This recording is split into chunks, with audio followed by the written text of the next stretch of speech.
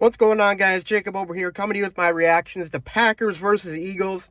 Packers lose today 40-33 in a surprisingly entertaining football game, but they fall to 4-8 with the loss.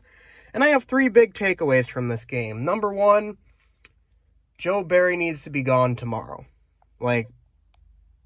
Tomorrow morning, I hope I wake up to the news that Joe Barry has been fired, because that was the most disgraceful performance I've ever seen from the Packers run defense. You have to go back to literally the 2012 divisional game where Colin Kaepernick ran for 181 yards on us. That is how bad the run defense was. 363 total yards rushing we gave up. 500 total yards, 40 points, 28 first downs. Embarrassing stuff. Truly embarrassing stuff. My second biggest takeaway from this game, Jordan Love looks pretty darn good. He came in for Rodgers, who got injured, who was already battling injury coming into this game. I think something was up with Rodgers' rib cage because he wasn't getting the torque on his throws towards the end there. And for what it's worth, Rodgers actually made some pretty impressive throws tonight. But when Jordan Love came in, I loved everything I saw from him.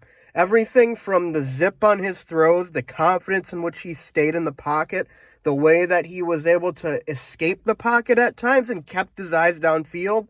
He legit looked good. And of course, it's a small sample size. It is a small sample size, I get it, because that was maybe a quarter of football played. But this game was still pretty important for the Packers.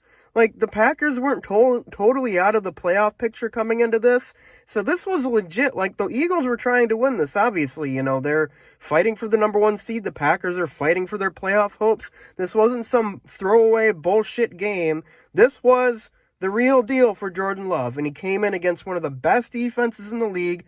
Third throw of the game, Christian Watson, 63 yards, hits him in stride. He was throwing darts. He was throwing perfect passes. It was awesome to watch, because this is what I was hoping to see from Love at this point in his career. He was confident, decisive, didn't let the road environment get to him, and it worked like a charm. It looked great. This legit could be, we may look back at this game as, the game that we were first introduced to what Jordan Love could be. Similarly, how Aaron Rodgers in 2007 came in for an injured Brett Favre against the Dallas Cowboys. We lost that game on the road to Dallas, but Aaron Rodgers looked really, really good, and he proved that he was the future of the franchise. This game could be, I'm not saying it was as impressive as that Rodgers game, because Rodgers had about a full half to work with in that game, but Jordan Love, this could be the first real introduction we get to him. And that's really, really exciting stuff. It's really, really exciting stuff. I forgot what my third takeaway was, honestly. I will say the running game for the Packers worked pretty good. A.J. Dillon looked really, really good. But, as a whole, as a whole, the offense moved the ball really well tonight. It's like the offense found itself finally after so long trying to get things together this season, and then the defense just slowly regressed throughout the season. The defense started the year pretty good. There was that game against the Bears, held them to 10 points. There was the game against Tampa, we held them to 12 points. Had a great showing against Tampa. That was one of the best defensive performances I had seen from the Packers defense in a long time. And then slowly, the Packers defense just has gotten worse and worse and worse. And part of that is due to injuries, yes. But also, it's just gotten, Joe Barry's defense has just gotten, so stale and bad and boring and predictable. And he doesn't move away from the things that don't work. And you can see teams picking that off. You can see teams exploiting that. You can see them, running to the weak side of the Packers line. You can see them picking apart the zone coverage with these. It's just really a really, really bad look for his defense. And like I said, he should not have a job tomorrow morning. He shouldn't. I mean, if we're if this is truly a results-driven league, he would not be employed tomorrow. And yeah, there are some things you can definitely blame the players for. The missed tackles tonight, horrendous. However, I have always been of the opinion that that kind of stuff starts with the coaching. And Joe Barry is the leader of that defense. If guys are missing tackles, who does that fall on? Of course, there is a part of it, you're going against the Eagles, who are one of the best running teams in the league, and Jalen Hurts is built like a freaking freight train, but still, it was embarrassing to watch. And the fact that I didn't see any sort of attempt to change things up, I didn't see him, go with 5 defensive linemen or start sending blitzes. He just kept letting it happen the whole game, and he kind of blew a chance for, Jordan Love to maybe get a shot, to maybe get a shot to go down and maybe win the football game or at least tie it. And that really sucked. That really sucked to see for Jordan Love, for the Packers offense, which clearly brought it tonight. And, outside of a few players on that defense, this entire year has just been a massive disappointment for that unit. And, it's kind of crazy that we came into this year talking a lot about how the defense was going to carry the offense this year. Like, imagine if the defense actually held up and was like one of the top 5 units in the league. Like, we would be literally coming into the part of the season where the Packers offense has it finally figured out, probably have a winning record.